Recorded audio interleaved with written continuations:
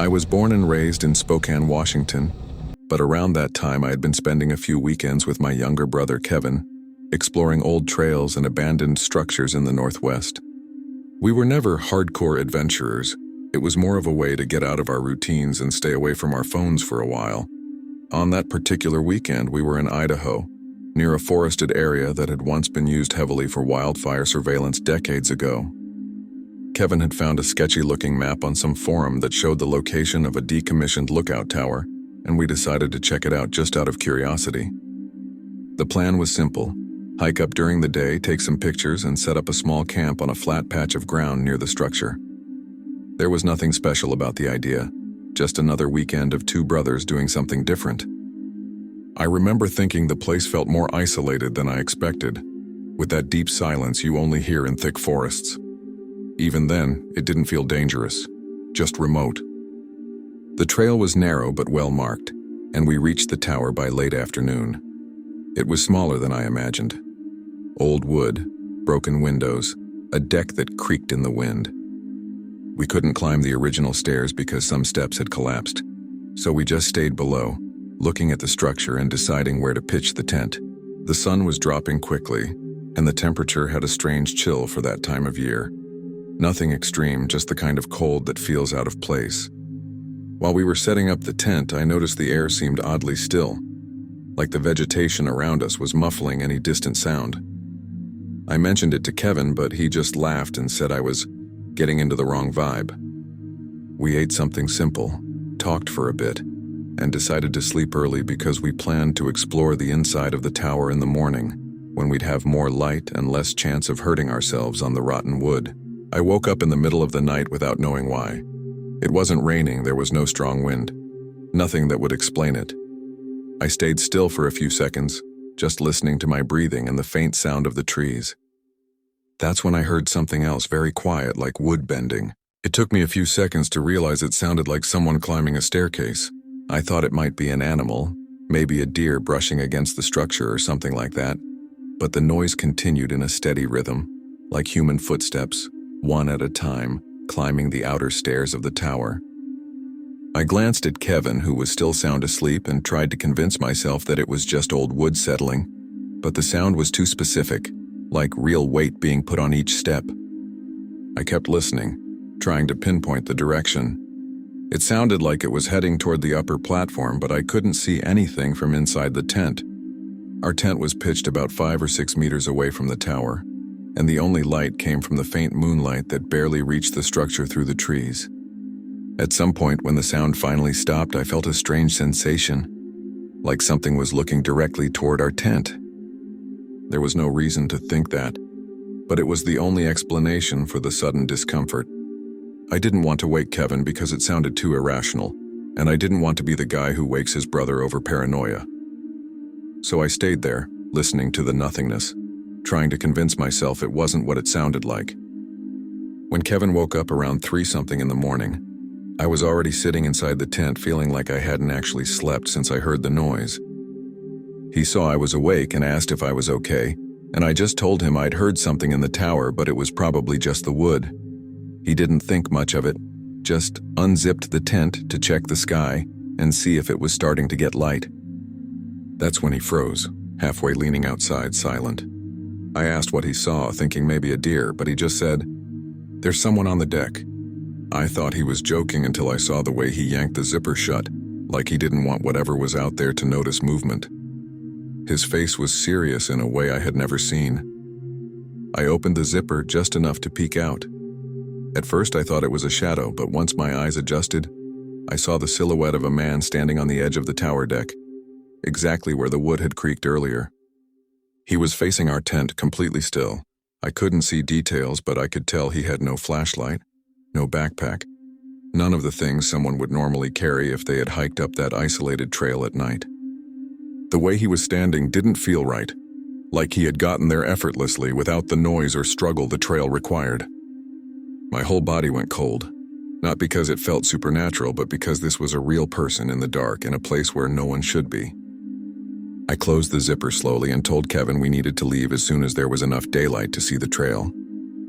We stayed quiet for a long time, I kept trying to hear something from the tower, but I couldn't tell if the man was still there. We heard no footsteps, no creaking boards, and nothing, which somehow felt worse. No sound didn't mean he had left, just that we had no idea where he was. Kevin held his backpack on his lap like that would help, and I kept repeating in my head that maybe it was just a lost hiker, someone who climbed up without noticing our tent. But none of it made sense. No one hikes up an isolated trail in the middle of the night with no light, and no one stands perfectly still like that, staring at two people sleeping in the dark. I started counting the minutes until daylight. When the sky finally began to lighten, even just barely, we packed the tent as quickly and quietly as possible. I checked the tower every few seconds, expecting movement, but the deck was empty. Kevin asked if we might have imagined it, but we both knew we hadn't. The bad feeling hadn't gone away, and it had just gotten quieter. We shoved everything into our backpacks without folding anything and began heading down the trail. I remember feeling the cold air slip into my jacket collar and being so alert to the sounds of the forest that every snapping twig made me turn my head. We barely spoke at all, as if words would draw attention to us. A few minutes into the descent, I realized something was wrong with the ground. Not the trail, the footprints. The soil there was damp enough that our footprints from the previous day were still visible. But as we walked, I noticed different prints beside ours. Human footprints, clearly defined, following the exact same path. I stopped abruptly and Kevin bumped into me asking what was wrong. I pointed to the ground and he stared for a few long seconds trying to understand. The footprints weren't ours. The spacing was different, the size was different. And the strangest part was that they only appeared on the way down. No matching prints going up the trail. It was as if someone had appeared at the top of the trail during the night and walked down right beside where we had walked up, but never came up the trail to begin with. We kept walking, but now we were checking the ground more than the path ahead.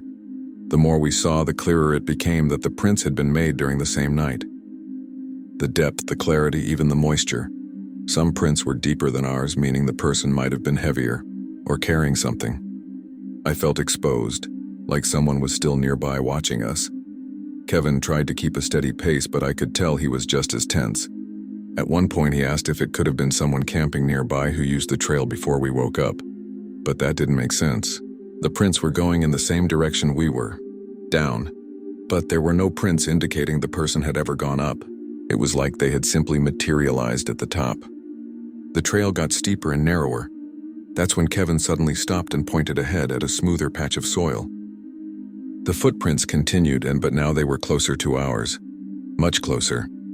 One was nearly touching the mark of my boot. My stomach dropped instantly. That meant that at some point during the descent, this person, whoever they were, was walking right next to me, within an arm's reach, and I hadn't noticed anything. No footsteps, no breathing, no movement in the brush. I remember listening to the forest at that moment and realizing everything felt muffled, like the air was too heavy to carry sound. Kevin said we should move faster, but it felt like running would make too much noise, like we'd be announcing exactly where we were. We kept going, faster but not running. I tried to keep my eyes on the trail, but also wanted to watch the tree line, afraid someone would step out from between the trunks. Every shadow looked darker, and the morning light still wasn't strong enough to help. Eventually, the footprints simply stopped, as if the person had stepped off the trail into a dry patch or vanished into the woods entirely. But there were no broken branches, no crushed leaves, nothing to show where they went. It was like they just ceased to exist mid-trail. Kevin looked at me with this mix of fear and disbelief, and I had no answer. We just kept descending until we reached the clearing where we had parked the car. Seeing the car should have made me relax, but I still felt watched. Kevin sped up and I followed, checking behind me constantly to make sure no one was emerging from the trail. The light was stronger now, which helped a little, but not enough to shake off everything that had happened. We threw our backpacks into the back seat without checking anything. My hands were shaking while I searched for the keys, like my body was finally reacting now that we were almost safe. The moment we got in the car, Kevin locked the doors, even though it didn't really matter in such an open area. We sat there quietly, both trying to process what had happened. I started the engine, but before shifting into reverse, I looked instinctively at the trail behind us. It was empty, no movement, no silhouette, nothing. But what unsettled me was that from where we sat, we could see the tower through the trees. And even though no one was on the deck anymore, I had the strong feeling that it didn't matter. That place wasn't abandoned the way we thought. We drove away without saying another word until we reached the paved road. The drive back felt longer than when we arrived, like I was paying attention to every curve and every patch of forest along the way. Kevin kept staring out the window like he expected to see someone step out between the trees. At one point he said very quietly that he couldn't stop thinking about the footprints beside ours and how close they had been. He said that if someone had really been that near, it didn't make sense that we hadn't heard anything. I had no answer.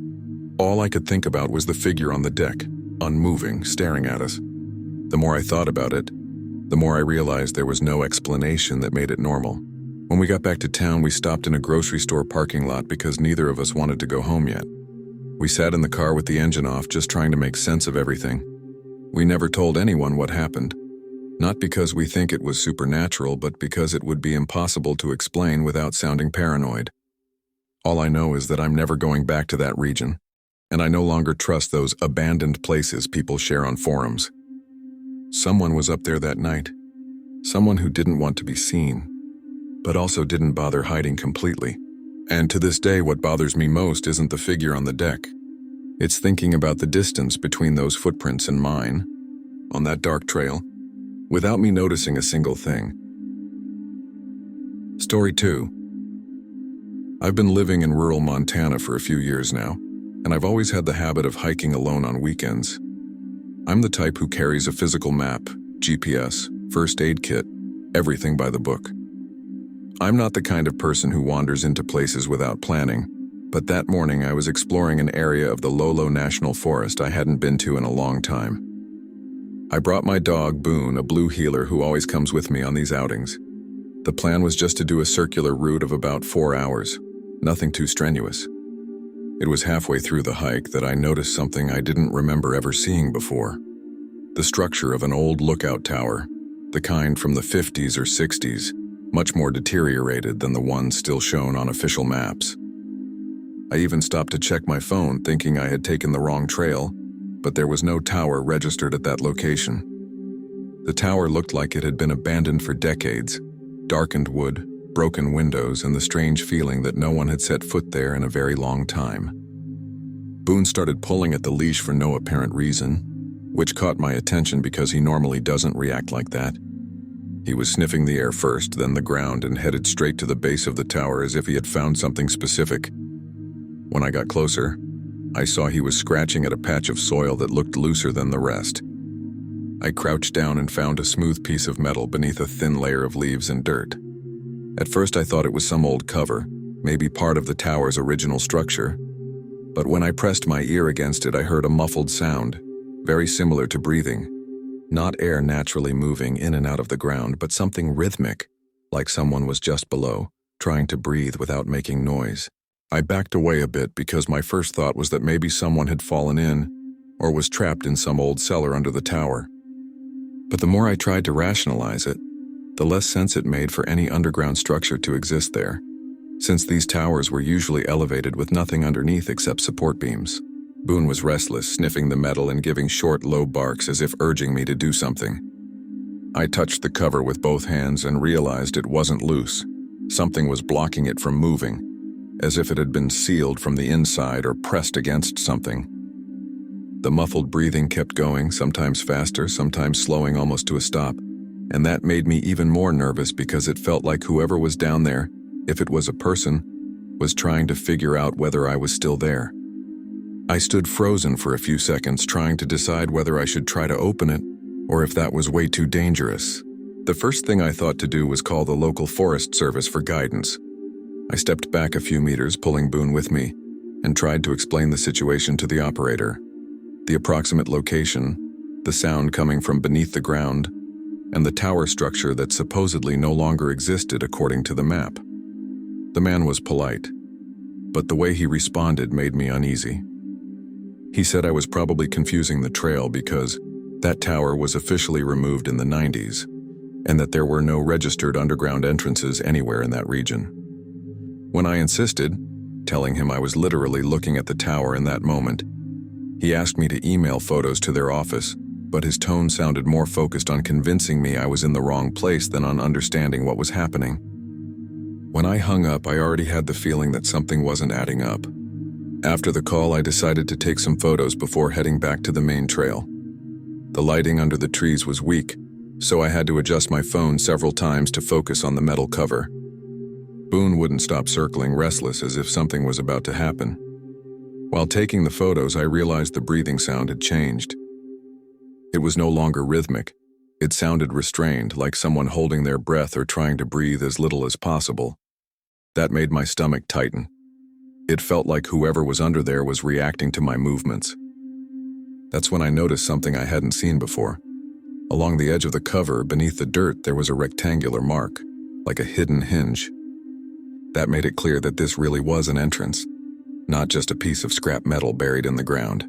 I stood up quickly because that discovery changed everything. It wasn't just an overlooked tower on the map.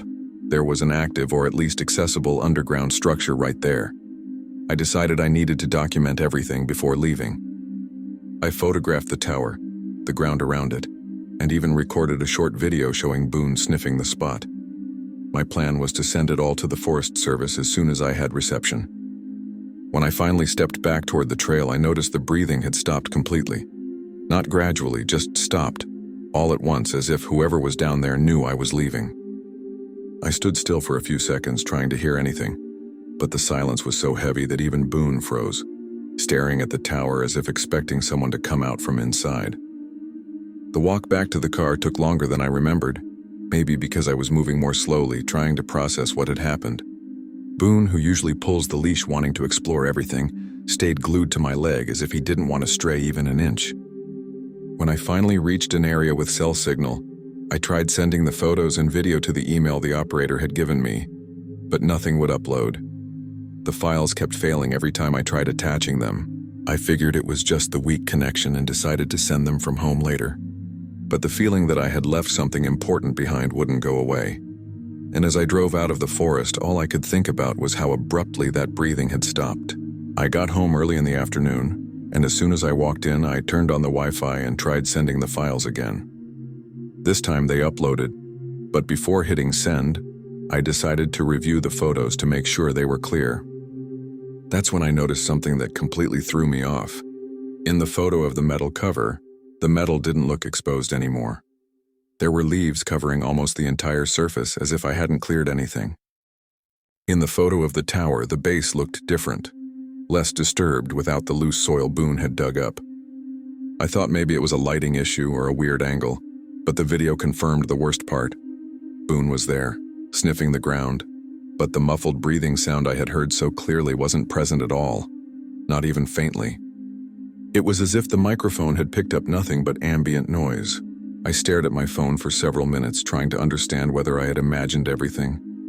But that didn't make sense. I had heard the breathing clearly. I felt the faint vibration in the metal when I touched it.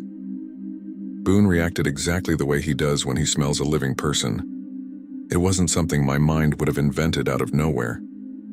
So I decided to go back to the area later that afternoon, before it got dark, because I needed to see with my own eyes whether the entrance was still there. Boone didn't seem thrilled about returning, but he got in the car without protesting. The road was quieter than in the morning, and as I approached the trailhead, I felt the same discomfort in my chest, as if I was going against some basic instinct telling me not to return to a place where something had gone wrong. I parked in the same spot and followed the trail quickly. The sun was low, but there was still enough light to see the ground clearly. When I reached the clearing with the tower, I almost didn't recognize it. The structure was still there, but the ground around it looked untouched. No signs of disturbed soil, as if no one had touched anything for decades. Boone stopped several meters away from the base and refused to get closer, which immediately put me on edge. When I reached the spot where the cover should have been, all I found was hard-packed earth, roots, and dry leaves. No metal, no scratch marks, nothing. I crouched and touched the soil. It was firm, as if it had never been moved. I knew exactly where the entrance should be, and seeing the ground so normal gave me a strange feeling, like someone had erased everything during the few hours I'd been gone. I walked around the clearing in circles, trying to find any irregularity, anything that proved I wasn't losing my mind. Boone just watched from a distance, tail lowered, as if he didn't want to get close to any particular spot. After a few minutes, I realized it was pointless. Everything I had seen that morning was simply gone. Before leaving, I climbed partway up the side of the tower to try and photograph the area again, but the sensation of being watched grew so strong that my arms went cold. It wasn't random paranoia. It was the heavy pressure you feel when you know someone is evaluating you from afar. Boone began growling softly, staring into the trees on the opposite side of where I stood, and that was enough for me to decide to leave immediately. I went back to the car without looking back much, and only once I was inside with the doors locked did I notice my hands were shaking. I drove back to town with the constant feeling that I had left something unfinished, like there was more to that tower than I was meant to discover. I tried calling the Forest Service again that night, but no one answered. The next day, I received a short email saying that there are no active or accessible structures in the cited area, and advising me to avoid exploring unregistered zones. I haven't gone back since, and to this day, when I think about that muffled breathing coming from beneath the ground, the part that scares me most isn't that I heard it. It's the fact that someone, or something, had enough time to completely erase any proof that the entrance ever existed. Story 3. I work as a fire lookout in northern Utah, in a relatively isolated tower near the edge of the Ashley National Forest. I'm 32 years old, and I've been doing this job long enough not to get easily scared by forest sounds or strange lights on the horizon. The routine is simple. Monitor any sign of smoke, record wind changes, and keep in contact with the base via radio. That week I was covering a few extra night shifts because another lookout had fallen ill, so I was already tired, but nothing out of the ordinary. The view from my post includes a cliff about 300 meters away, one of those rocky outcrops where deer sometimes stop to rest. I know its shape well, and anything unusual always stands out. It was around 1 a.m. when I noticed a silhouette standing exactly on that spot, and what bothered me right away was that the person was staring directly at the tower, not at the valley. At first, I thought it was a lost hunter or some hiker who'd chosen a terrible place to camp, but after a few seconds I realized he was holding something up to his face, both hands raised. It looked like a pair of binoculars. That unsettled me in a strange way, because there was absolutely no reason for someone to be observing the tower like that in the middle of the night. I grabbed my flashlight and pointed it toward the cliff just to better understand what I was seeing. But as soon as I did, the figure simply wasn't there anymore. He didn't run, didn't crouch, didn't move sideways. He just wasn't there, as if he had dissolved into the dark. I turned the flashlight off and tried looking again, and the silhouette was back, in the exact same position, the same posture, with the binoculars pointed at me. I stood still for a few seconds, trying to understand whether my eyes were playing tricks on me, or if there really was someone there. The distance wasn't that great, but the darkness flattened everything, making details hard to distinguish. I tried to rationalize. Maybe the person had only been visible because of moonlight, and when I aimed the flashlight, he quickly stepped behind a rock. But the problem was that the silhouette that reappeared was in the exact same posture, as if nothing had happened in the meantime. I felt a real discomfort in my chest, the kind that warns you something is wrong, but I kept watching. The figure didn't move, didn't sway an arm, didn't shift weight from one foot to another. Just stood there, as if trying to see something specific inside my cabin. I thought about calling the base on the radio, but that would require diverting my attention and putting the flashlight down, and for some reason I didn't want to take my eyes off that spot until I understood what was going on. After 2 minutes or so with the figure still standing there, I decided to shine the flashlight again. But this time, before turning it on, I kept the beam pointed downward so I could move quickly.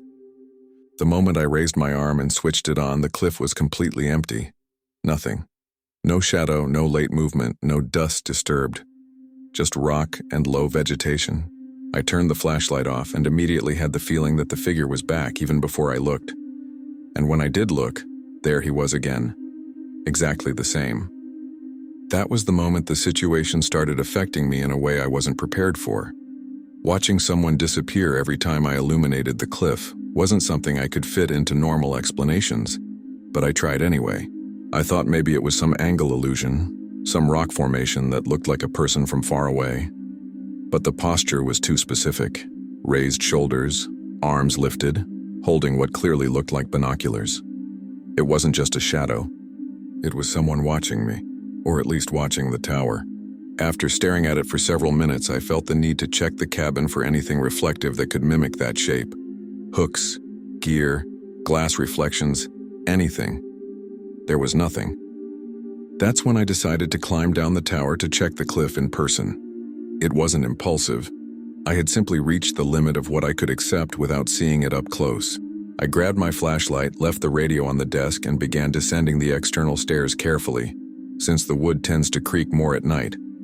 With each step, I glanced at the cliff and still saw the figure standing there, motionless. It was as if he were waiting for me to reach the ground. When my feet finally touched the soil, the air felt colder than a few minutes earlier, and the silence seemed even heavier. The path to the cliff wasn't long, but it crossed a patch of gravel and then firmer ground that amplified every footstep. With each step forward, I felt like someone was listening to me. When I reached about 50 meters from the cliff, I noticed the figure had disappeared again. Even though I hadn't used the flashlight this time, he simply wasn't there. I climbed a few more meters, trying to find footprints or any sign of passage, but the terrain was hard and uneven, not ideal for leaving clear marks. Even so, I felt watched. Not in a vague way, in the direct, unmistakable way you feel when someone is standing behind you in silence, waiting to see what you'll do. I briefly used the flashlight to check the sides of the rock formation, and nothing. No backpack, no object, no person hiding. Everything was completely still, just the faint sound of wind passing through the lower trees. After a few minutes searching, I realized something was even more wrong. From where I stood, I could partially see the tower, and something immediately caught my attention. The external door I had left closed was now slightly open. I stood there staring, trying to remember if there was any chance I had left it like that. There wasn't. I always double-checked the doors before climbing down, especially on night shifts. That gave me a sinking feeling in my stomach, as if my own cabin wasn't a safe place anymore. I started walking back with the flashlight turned off, trying not to draw attention. And with every step, I pictured someone inside the tower, maybe touching my equipment, maybe listening to the radio I'd left on. When I reached the base of the tower, I stopped for a few seconds before climbing. The door was still ajar, and I could see part of the desk where the radio sat.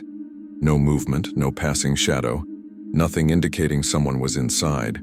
But what unsettled me most was noticing that the radio volume was higher than I remembered. I normally leave it on the lowest setting during the night, just enough to catch essential calls. Now I could hear its low static clearly, as if someone had adjusted the knob while I was gone. I climbed the first step slowly, feeling each creak vibrate under my foot, and listened for any sounds coming from inside the cabin. Nothing, just the radio and my heartbeat, way too fast for a normal shift. When I finally reached the upper platform, I took a deep breath and pushed the door with the flashlight. Inside, everything looked the same, at least at first glance. I stepped in and closed the door gently, and that's when I noticed something I hadn't seen earlier. There were smudged patches on the floor where dust had been displaced, as if someone had walked toward the internal stairs and then back again. Not defined footprints, but subtle drags, enough to show something had moved there. Boone wasn't with me that night, but if he had been, he would have growled instantly.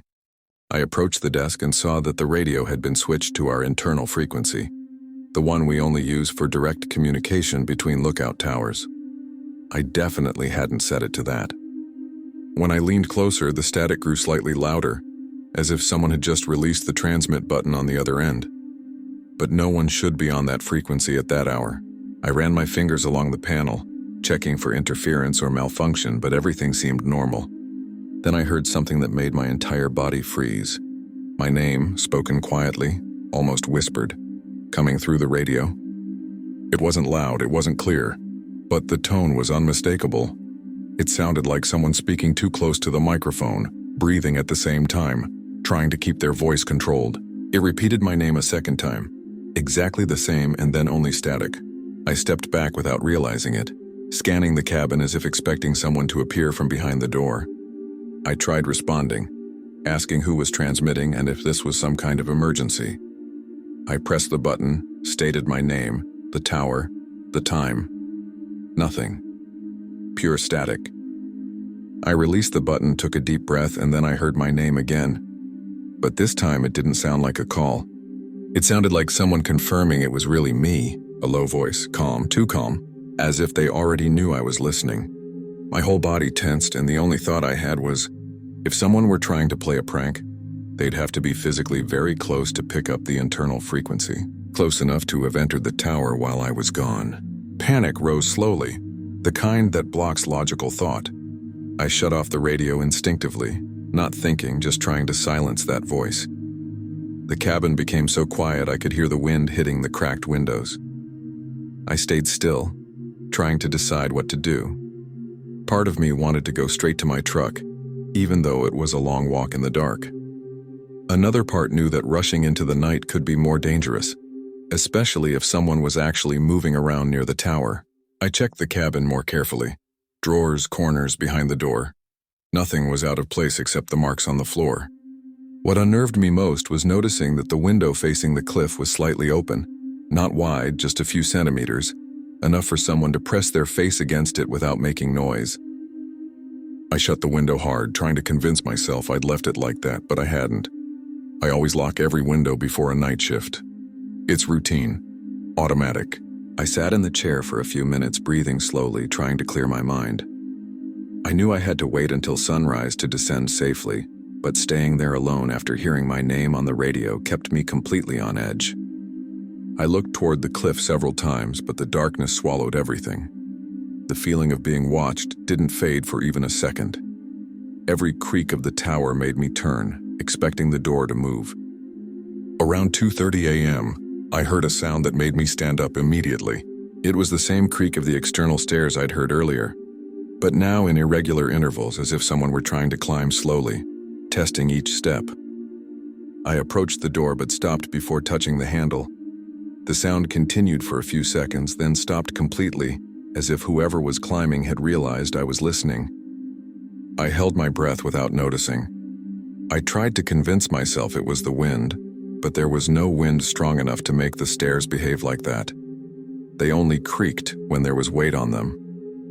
I looked out the window toward the cliff, trying to see whether the figure had returned, but the darkness was so dense I couldn't distinguish anything beyond the outline of the rock. I thought about turning the radio back on, but the idea of hearing that whisper again made me freeze. Instead, I picked up the flashlight and pointed it at the door, as if that would help if someone tried to force their way in. I sat on the edge of the fold-out bed, listening for any sign of movement outside. Nothing. Just the occasional crack of the wood adjusting to the cold. The longer I sat there, the harder it became to distinguish real sounds from my nerves. But one thing I know with absolute certainty. Just before 3 a.m., I heard footsteps on the stairs again, this time faster, as if the person had stopped caring about being quiet.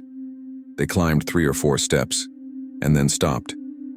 No descending steps, no continuation, just silence, like someone was standing right there on the other side of the door. I stayed completely still, staring at the door, waiting for any movement, a shadow, a vibration, a shift in the metal. But nothing happened. The silence grew so heavy I could hear my own pulse. I didn't know whether to shine the flashlight directly on the door, speak, or just keep waiting. All I did was listen. After maybe a minute, I heard a faint sound behind me, inside the cabin, a click.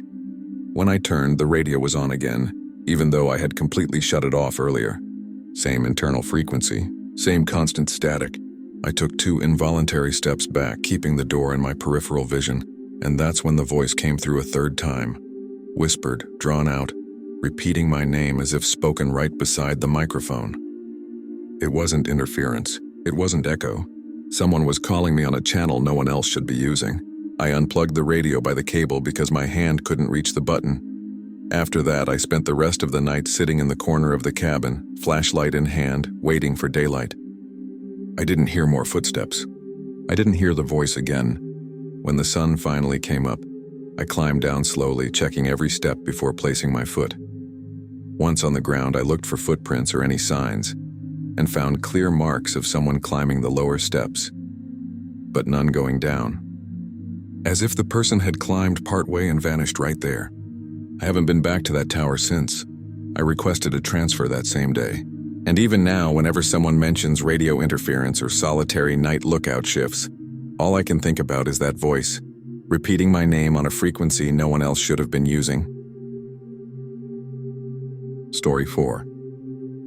I grew up in rural Montana and always camped a lot around here, but in recent years it basically became an annual ritual between me and my friend Trevor. We pick an isolated spot, bring the basics, and spend one night away from everything. That weekend, we chose an area near an abandoned lookout that sits on a high ridge in the Helena Lewis and Clark National Forest. I'd passed by that tower a few times on longer hikes, but had never camped that close to it.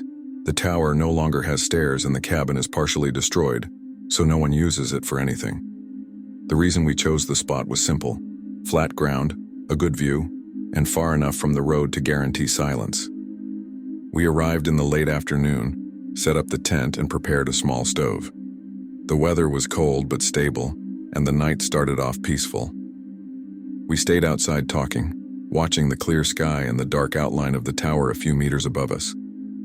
Trevor said the place had a weird vibe, not necessarily bad, just that feeling of something extremely old, but I didn't think much of it. When the wind shifted, you could hear a few creaks coming from the tower, probably just old wood adjusting to the cold. Around 11:30, we put out the stove and got inside the tent. We weren't exactly tired, but the temperature had dropped way too fast. I remember hearing Trevor shifting inside his sleeping bag and mumbling something like, "If you hear anything, poke me because I sleep like a rock." Up to that point, it seemed like a completely normal night in the forest. I woke up in the middle of the night without knowing exactly why. I checked my phone and it was almost 2 a.m. The tent was completely dark, with just a faint bit of moonlight filtering through the fabric. Trevor was still sleeping heavily, breathing loud. I spent a few seconds trying to figure out what had woken me until I noticed a faint glow coming from the direction of the tower.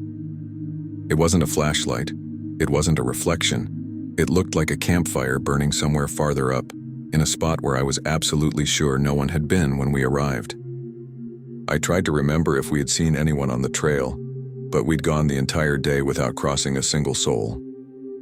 The glow flickered like a real flame, steady, not like an optical illusion from tired eyes. I watched it for a few seconds, trying to understand, then decided to nudge Trevor. He woke up groggy and annoyed, but when he unzipped the tent and saw the light far away, his face changed immediately. "Who would light a fire up here at this hour?" he muttered.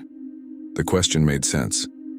The area we were in was too isolated for someone to just show up in the middle of the night. We stayed there watching, trying to see movement, shadows, anything. Nothing. The fire was burning, but there was no sound, no people, no sign of activity. After about 30 or 40 seconds, the flame simply began shrinking until it vanished. No strong wind, no one putting it out, it just extinguished on its own like a lamp turning off. I looked at Trevor expecting him to have a logical explanation, but he just shook his head and said, "Should we go check it out?" We hesitated for a few seconds, but curiosity eventually won. We grabbed our flashlights and began climbing the slope toward the spot where we'd seen the fire. The ground was cold and damp, and the wet grass soaked the bottom of our pants with every step. We didn't bring anything besides the flashlights, assuming it was just some lone camper who had lit a fire and left. But the higher we climbed, the more I noticed how completely silent everything was. Too silent. No insects, no owls, nothing. When we finally reached the point where the flame should have been, there was absolutely no sign of fire. No embers, no charred wood, no smell of smoke. The ground was untouched, as if no one had stepped there all night. Trevor looked at me with an expression I'd never seen on him before, part disbelief, part suspicion. We stayed there for a few minutes, shining our lights on the ground, trying to find any trace that confirmed what we had seen from the tent. Nothing made sense. I even checked my phone's GPS to make sure we were in the right spot, and we were. After a while, we decided to go back because the temperature was dropping fast and we didn't want to stay away from the tent longer than necessary. The descent was quicker, but the feeling that something was wrong only grew stronger. When we got close to the campsite, we saw another glow, a fire, but this time much closer. maybe 20 or 30 meters from our tent, in a completely different spot from the first. It was burning brightly, lighting up part of the trees around it. Trevor held his breath. I felt my entire back freeze instantly. We stopped saying nothing, just staring at that fire burning so close to our camp. There should not have been anyone there. The nearest trail was almost an hour of walking away, and no one wandered into that section by accident. Trevor lifted his flashlight as if to shine it around, but I grabbed his arm because I felt that any sudden movement would draw attention from whoever was out there. The fire burned as if it had been lit only a few minutes earlier. Steady flames, wood crackling softly. But again, there was no one around it. No backpack, no footsteps, no voices. Nothing. The lack of sound coming from that fire was what disturbed me most. It felt artificial, as if the environment had been emptied of any natural noise. After about 20 seconds watching, the fire began to shrink just like the first. It didn't go out from wind, and it didn't burn out gradually. It simply collapsed in silence until it disappeared completely. Trevor whispered, "Let's go back to the tent and stay quiet." And I didn't disagree. We walked back slowly, keeping our flashlights pointed at the ground. When we reached the camp, I noticed something wrong in the soil around us. The ground was marked by large but extremely light footprints, as if someone had walked slowly in circles around the tent while we were gone. The prints were more spaced and deeper along the edges, as if the person had changed positions several times to observe from different angles. I knelt to take a closer look and felt an immediate chill. The footprints were fresh. They made it clear that someone had been there while we were climbing the hill to check the first fire. The shape didn't look like a normal boot. It was large, but with no clear tread pattern. Almost like a smooth shoe, or maybe even a bare foot wrapped in something thin. What made me even more uneasy was realizing some footprints passed less than a meter from the tent door. Trevor knelt next to me and said only, "These weren't here when we left." I nodded because there was no way to deny it. We had walked right through that area minutes before, and the ground had been untouched. Now it looked like someone had paced around us several times, as if they were waiting for us to return and notice the tracks. We went back inside the tent without much discussion. Trevor zipped it shut hard and sat there holding the flashlight on his lap. I listened to the outside, trying to catch any movement, but all I could hear was my own rapid breathing. After a few minutes, Trevor asked very softly if I thought the fires were some kind of signal to lure us away. I didn't answer because I wasn't sure of anything, but that idea latched onto my mind in a way I couldn't shake. It made too much sense. One fire appears far away, we go check, another appears closer. When we return, there are footprints circling the tent, like someone was testing our reaction, seeing how far we would go. We stayed inside the tent for a while, not speaking, just trying to hear what was happening outside. The fabric made small snapping sounds from the cold, which only made me more tense because every sound felt louder than it should.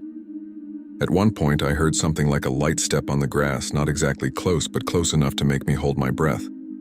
Trevor raised the flashlight but didn't turn it on. He just pointed it at the tent wall as if trying to see a shadow outside. We stayed like that, frozen for maybe a full minute. The step didn't repeat, but the feeling of someone circling the campsite came back hard, as if the person was choosing where to step. After what felt much longer than it actually was, Trevor decided to unzip the tent just a few centimeters to peek outside. I almost told him not to, but stayed quiet. He unzipped it slowly, just enough to put an eye through the opening, and stared for a few seconds that felt endless.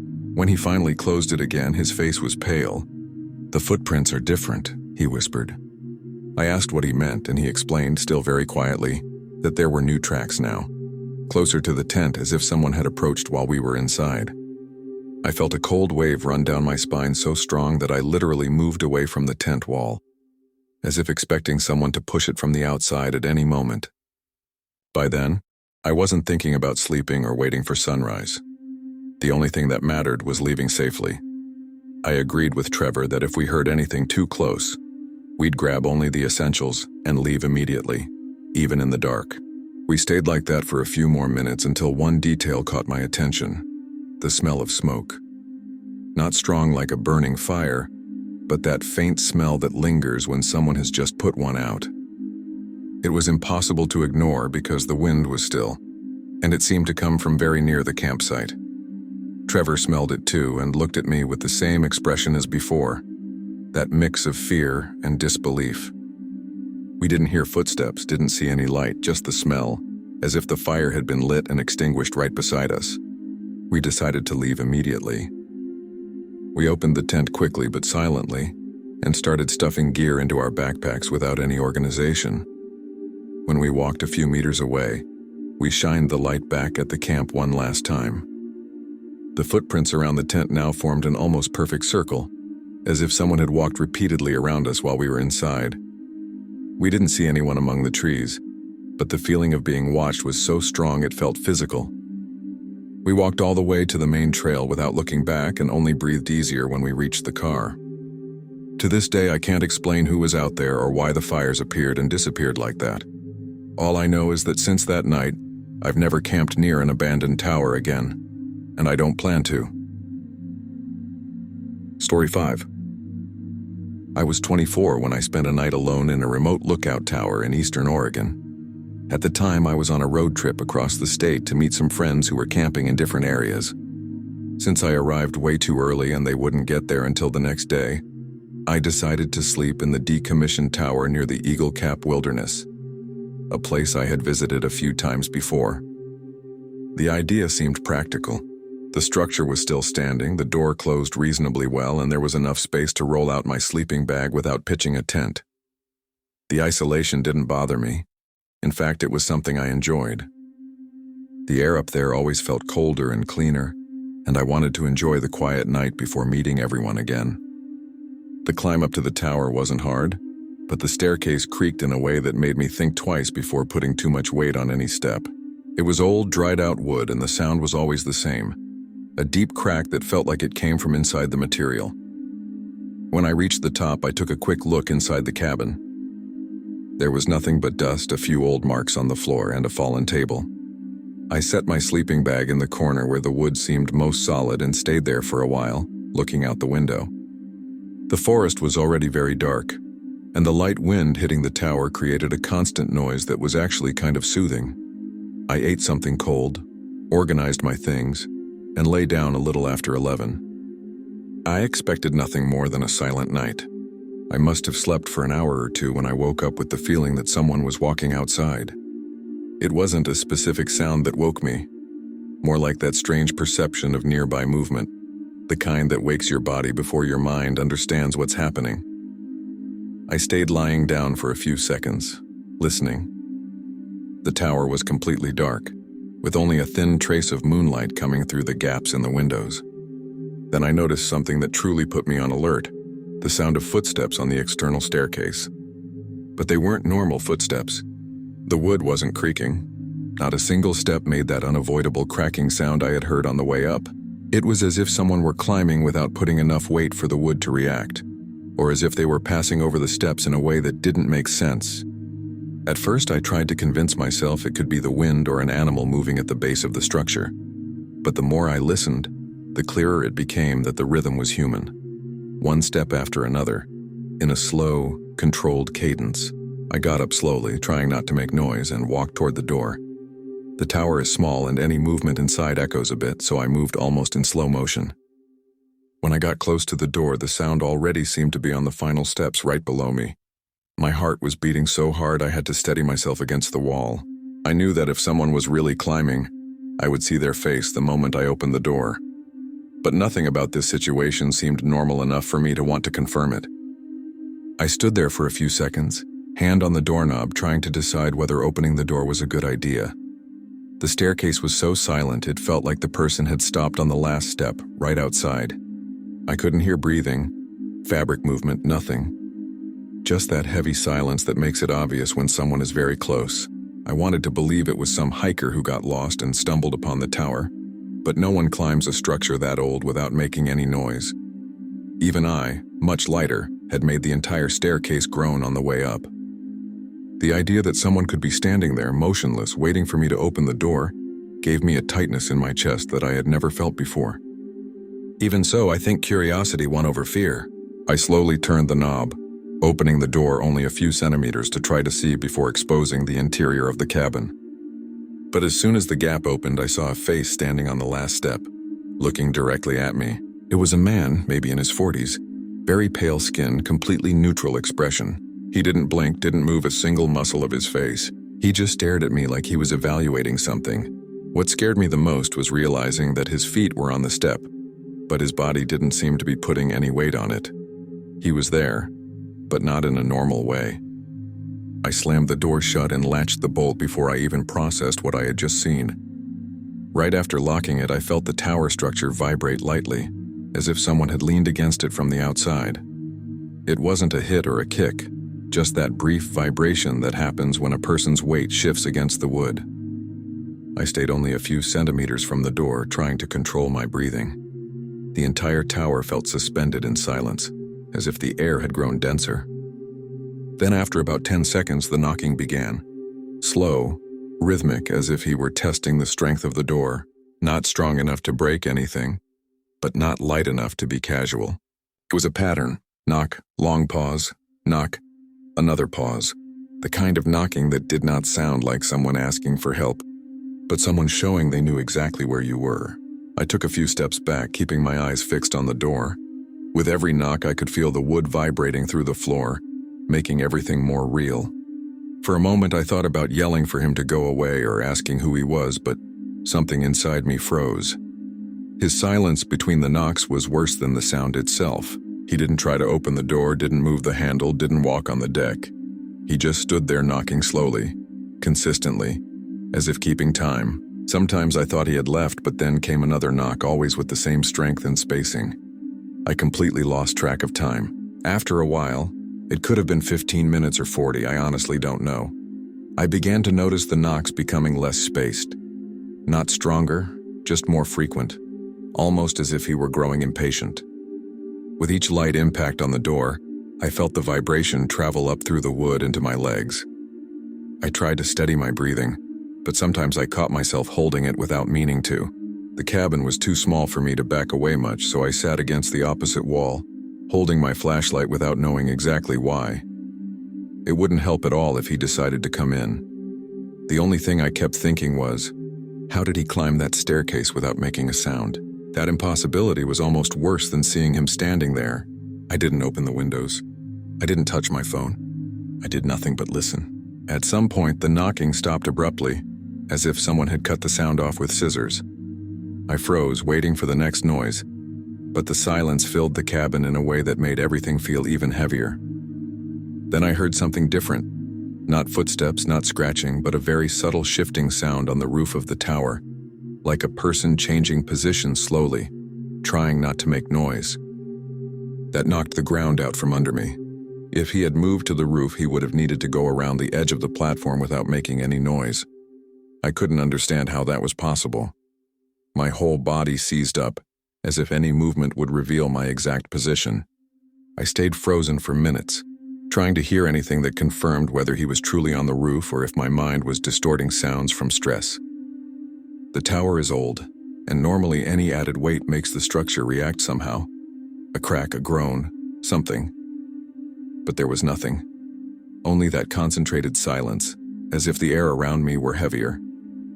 The only thing keeping me rational was repeating to myself that if he were up there, I would at least hear some shifting on the deck. But I didn't. At the same time, I couldn't bring myself to approach the windows to check. The feeling of being watched from an angle I couldn't see was suffocating. My body was stuck between the fear of confirming it and the fear of ignoring it. Little by little, I noticed the temperature in the cabin dropping, or maybe it was just my body reacting to the stress. I was sweating and shaking at the same time, something that had never happened to me before. I waited a few more minutes without hearing anything besides my own uncontrolled breathing. Then out of nowhere came a short sound, a single light tap on the door, like someone knocking with the tip of their finger. It wasn't strong. It wasn't persistent. It was almost experimental, as if he were checking whether I was still there. That made me jump to my feet and take 2 involuntary steps backward, stopping near the fallen table. I had no way of knowing whether he was on the stairway, the deck, or somewhere I couldn't even imagine. I only knew that the tap was real and someone was outside. After that light tap, I stayed completely still, waiting for a follow-up, but nothing happened. No steps, No breathing outside, no sound of someone going down the stairs. Nothing. Just that thick silence that seemed to fill every corner of the cabin. I think I stayed there for more than half an hour without moving, just listening and waiting for anything that told me whether he was still nearby. When I finally gathered the courage to check the time on my phone, it was already past 4 in the morning. My legs were numb and my jaw hurt from clenching it so long. The last tap had been so subtle that I almost doubted hearing it correctly, but my body reacted to it like it was an absolute alarm.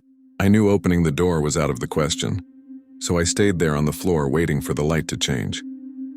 When the sky finally began to brighten, I made the decision to leave as quickly as possible. I waited until there was enough light to see the deck without relying on the flashlight. I opened the door slowly, my hand shaking, and there was no one at the top of the stairs.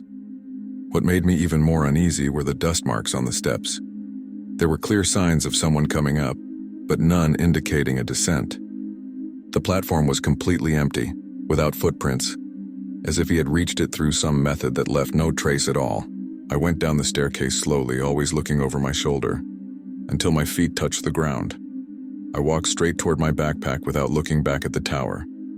I met up with my friends a few hours later, but I didn't tell the story that day. Even now, the part that bothers me most isn't seeing the man. It's the fact that an old staircase like that should never allow someone to climb it without touching the steps. And yet, I heard him reach the last one. Story 6. I always do winter hikes in northern Idaho, but that night I really underestimated the weather forecast. I was trying to complete a section of trail I knew well when the snowstorm started much earlier than expected. Visibility dropped almost instantly and the wind began pushing snow horizontally, the kind of thing that makes you lose your sense of distance in minutes. I knew there was an old lookout, still functional but rarely occupied, less than 2 kilometers from the main trail, so I decided to head there before the storm got worse. I arrived completely covered in snow, my hands nearly numb inside my gloves. The door was unlocked, as most of these shelters are during winter. I went inside, closed everything, and started warming my clothes slowly, trying to get feeling back in my fingers. The idea was just to spend the night and head down at sunrise. The inside of the tower was freezing, but at least it blocked the wind. The floor creaked with that dry sound of frozen wood, and the whole structure vibrated whenever stronger gusts hit. I turned on my small stove to warm the cabin, being careful to ventilate the windows, and spent some time just listening to the storm outside. There were no signs of anyone in the area, and that was normal. That part of the forest is practically deserted in winter. After eating something and setting my sleeping bag near the least cold wall, I tried to rest a bit. The storm wasn't letting up, but the shelter made me feel like I was safe enough to wait until the next day. At least until I noticed the first footprints appearing in the snow. I had gotten up to check the east window just to see if visibility had improved, when I noticed something strange on the ground outside. Snow was falling so fast it covered everything in minutes, so it was easy to see when new marks appeared. And there, perfectly aligned, were fresh footprints leading toward the tower. They weren't old tracks being uncovered by wind. They were crisp, deep prints, like someone walking against the storm. What completely put me on alert was that the first footprint began only a few meters from the base. There was no trail leading to it from afar. It was as if the person had appeared right there at that exact spot and walked straight toward me. I stared for a long moment, trying to figure out if the snowfall had just buried previous prints too quickly, but it didn't make sense. The snow was accumulating evenly across the entire area. I pressed my face against the window, trying to see if anyone was below, but visibility was low and the wind shook the tower constantly. I shined my flashlight, but all I could see were the footprints ending right near the lower steps of the structure. No movement, no shadow, no sign of someone trying to climb. I listened for a few seconds, holding my breath, waiting for the sound of footsteps on the exterior staircase. Nothing. That silence made me even more uneasy, because if someone had walked through that storm, I should have heard wood creaking or snow being compressed. Instead, all I heard was the constant roar of the wind. I stepped away from the window and paced around the cabin, trying to come up with a reasonable explanation for footprints that simply began out of nowhere. Around 2 in the morning, the storm grew even more intense, and I had already given up trying to sleep. Every half hour I checked the windows to make sure no part of the structure was accumulating too much snow. During one of these checks, I noticed the footprints were becoming harder to see. The wind was almost covering them already. I felt relieved for a moment, thinking maybe the whole situation had just been a scare caused by snow and darkness. But when the wind briefly eased, I saw something that made my stomach twist. There was now a second set of footprints parallel to the first, also heading toward the tower. These were even fresher, as if made just minutes earlier. I rushed to another window to try to see the base of the stairs, but there was no one there. No sound, only snow hitting the glass. I sat on the floor with my back against the warmest wall in the cabin, holding my flashlight like it would actually help me somehow. It made no sense for someone to walk up there without being seen, without knocking, without seeking shelter, especially in that storm. I kept repeating that to myself in a whisper, as if rationalizing would reduce the feeling that something was very wrong. Several times I thought I heard footsteps outside, but whenever I held my breath to listen better, the wind drowned everything out. It was impossible to know whether it was my mind trying to fill the silence, or if someone was truly out there. All I knew was that the footprints were multiplying, and none of them showed anyone walking away from the tower. And then, around 4 in the morning, I heard the first knock on the door. It wasn't strong or urgent. It was a short tap, like when someone is just checking whether anyone is inside. My whole body froze instantly. I stared at the door, unable to move, waiting for a second knock to confirm it wasn't the wood contracting from the cold. And it came a few seconds later. 2 knocks and slower. The temperature inside the cabin felt like it had dropped instantly. I knew there were no footprints walking away from the tower. Anyone in that storm would have left obvious tracks approaching, but I hadn't heard footsteps or seen any shadow. I waited for another knock, but instead came absolute silence, the kind that makes your ears ring. I got close enough to the door to check the handle. It wasn't moving. No sign of anyone trying to open it or pull it. It was as if the person had knocked just to signal they were there and then stopped. I stood there holding my breath, too scared to open the door or step too far away from it. Every minute that passed, I tried to listen for anything. Footsteps in the snow, breathing, something touching the outer wood. Nothing. The storm muffled everything in a strange way, as if the whole world outside had stopped. After about 10 minutes, I sat on the floor with my back against the table and stayed there, without sleeping, without relaxing, just waiting for daylight so I could leave. When the sky began to lighten even just a little, I could finally see more of the snow around the tower. The storm wasn't as strong anymore, but visibility was still limited. I waited another 20 minutes until there was enough light to assess whether it would be safe to descend. Everything seemed calmer, although still eerily silent.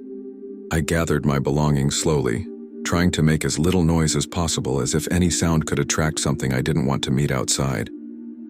The idea of opening the door after those knocks made my stomach tighten, but staying inside didn't feel safe anymore either.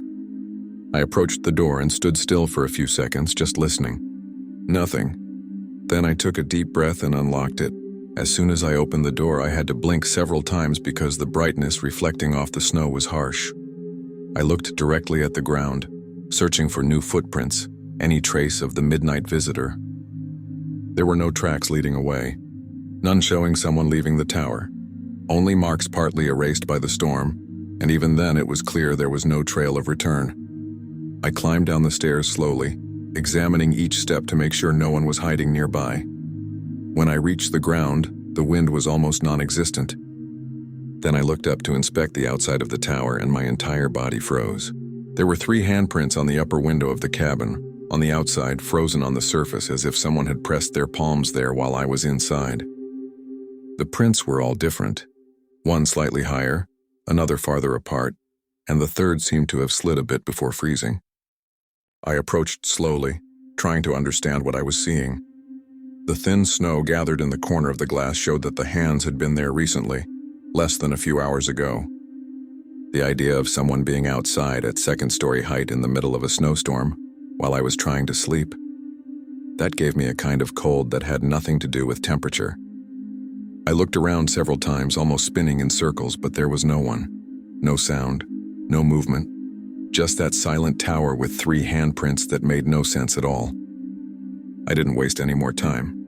I grabbed my backpack, shoved everything into place, and started walking back down the trail even with the deep snow. My entire body felt alert, like I expected to see someone emerge from the trees at any moment. I didn't look back on the way down. When I finally reached a more open section of the trail, I felt enormous relief. Not because the danger had passed, but because I was no longer alone on top of that tower. Even now, when I tell this story, the part that bothers me most isn't the footprints with no origin, nor the knock on the door, but the handprints up there. Someone reached that window during the storm, and I never heard a thing. Thank you very much for your company until the end. Your support is what gives life to this channel. If these stories have caught you, don't forget to leave your like and comment on your opinion. And if you are not yet part of our community, sign up now to receive the next real horror stories.